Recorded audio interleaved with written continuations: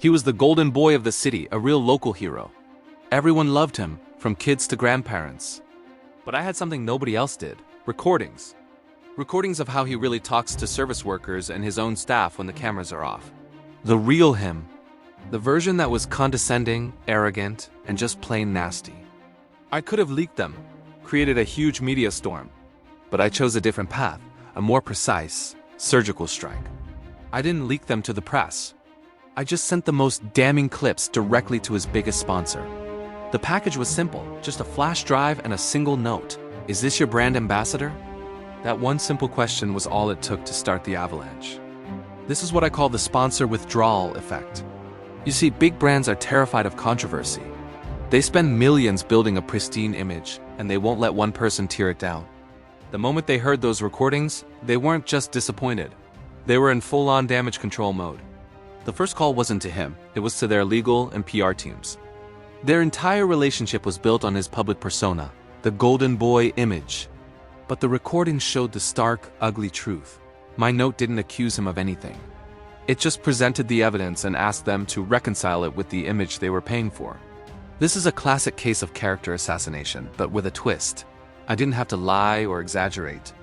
I just used the truth. His own words, his own behavior, were the weapon. It is about exposing the behind-the-scenes reality that so many public figures carefully hide. People build up these idols in their minds, based on curated interviews and staged photo ops. They fall in love with a character, not a person. When the curtain is pulled back and they see the real person as a bully, the disillusionment is swift and brutal. The sponsor didn't drop him because of public pressure. They dropped him because his true character was a direct liability to their brand. His brand-safe image was a complete fabrication. Once the main sponsor pulled out, the dominoes began to fall. Other, smaller sponsors followed suit, not wanting to be associated with him. The media, sniffing blood in the water, started digging. Why did the biggest brand in the city suddenly drop their golden boy? Rumors started to fly. Whispers about his behavior became front-page news. His carefully constructed reputation crumbled not in a massive explosion, but through a slow, agonizing decay. This is the social death of a public figure. He wasn't canceled by a mob. He was undone by his own actions, revealed to the people who mattered most to his career. The public's love turned to disgust. The same people who had cheered for him now looked at him with contempt. The service workers he had belittled became silent witnesses to his downfall.